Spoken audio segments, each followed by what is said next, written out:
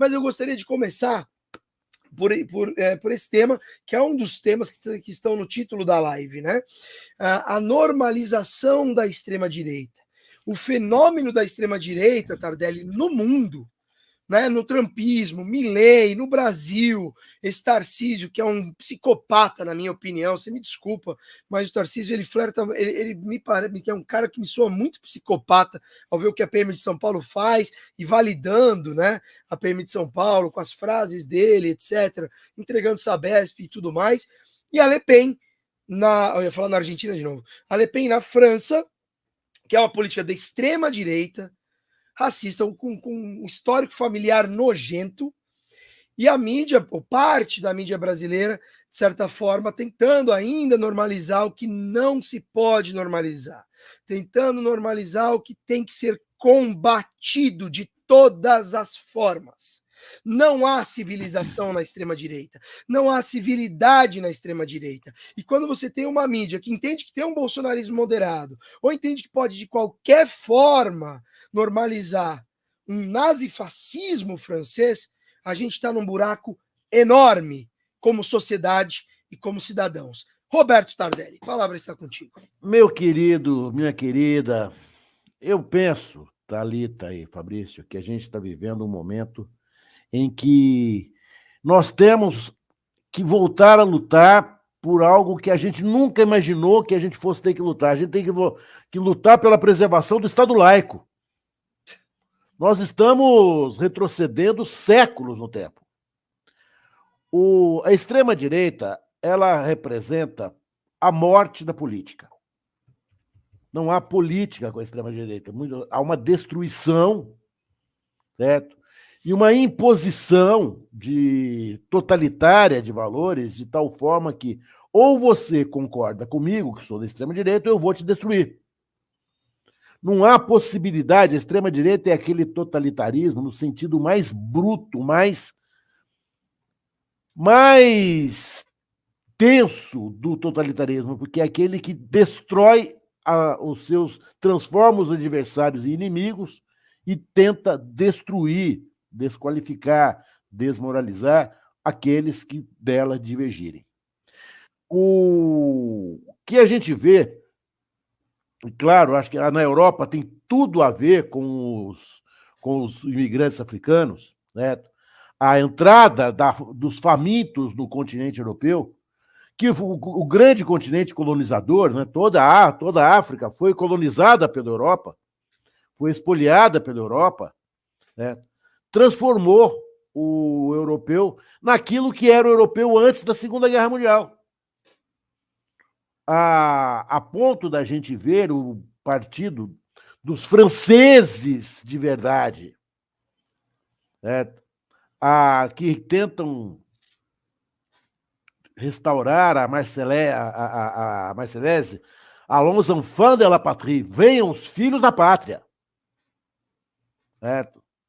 Ou seja, vou te contar uma história. Em 1977, cara, olha quanto tempo faz. Você não era nem um próton ainda, você não existia sequer como anteprojeto no Cosmo, certo? Abstrato. Eu vi uma palestra do Dom Helder Câmara.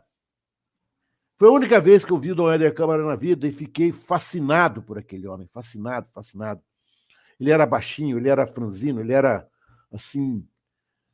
Ele era negro, nem tão negro, se fosse hoje no colorismo, certo? Que a gente vive também tão horroroso.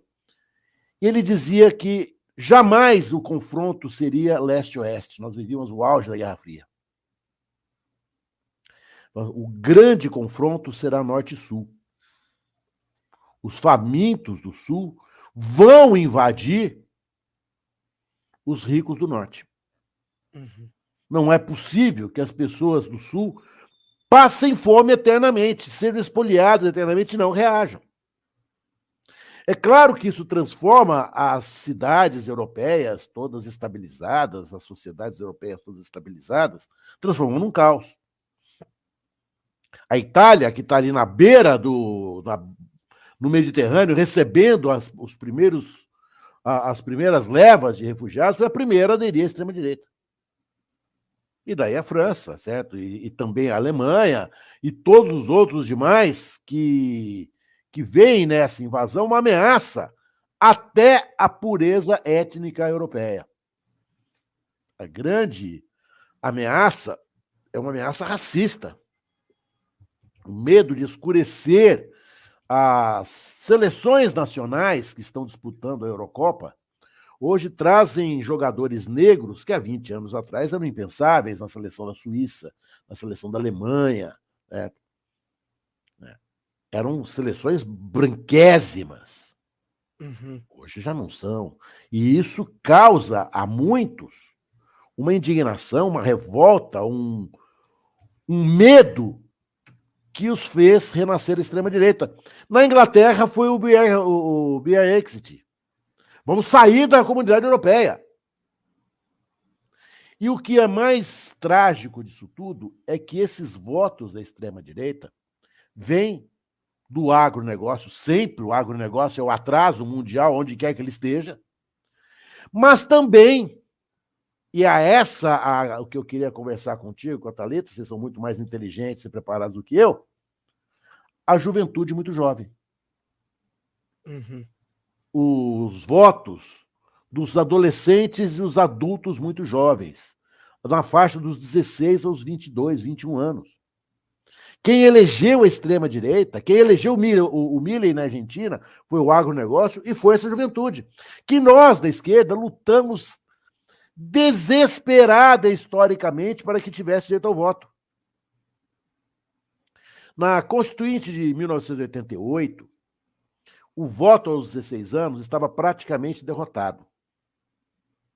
Quando então sobe à tribuna da Câmara, o senador, ele era senador, o constituinte mais velho de todos, o decano da casa, Afonso Arinos de Melo Franco, com 80 e tralalá, quase a idade de Erundina, por exemplo. E faz um dos mais belos discursos que eu ouvi na minha vida em defesa da juventude, da necessidade da juventude. Esse discurso, daquela época em que as pessoas ouviam o discurso, hoje estaria todo mundo olhando as redes sociais, né? Mudou completamente o quadro e o voto aos 16 anos passou a existir no direito brasileiro, na vida brasileira.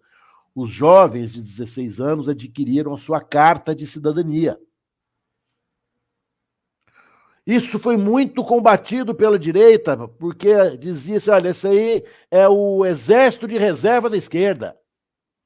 O jovem de 16 anos, ele é naturalmente revoltado, ele é naturalmente indignado, ele é contra os pais, ele é contra a escola, ele é contra o professor, e ele é contra o governo, certo? E, portanto, vai eleger a esquerda. Isso foi verdade, durante algum tempo foi. Uhum. Todavia, hoje não é mais. A gente está conhecendo, eu faço palestras em escolas, e eu estou conhecendo uma coisa que na minha época não existia, que é o jovem de direita. Eu virei anos na minha vida, perdão, anos da minha vida, sem conhecer um jovem de direita.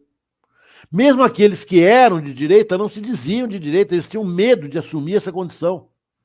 Porque era uma condição que os deixava isolados socialmente. Esse cara não vai pegar mais ninguém. Acabou. Uhum. Hoje não. Hoje, o jovem de direita é o empreendedorismo, é o neoempreendedorismo, é esse neoliberalismo que parece uma bactéria, está contaminando o corpo social.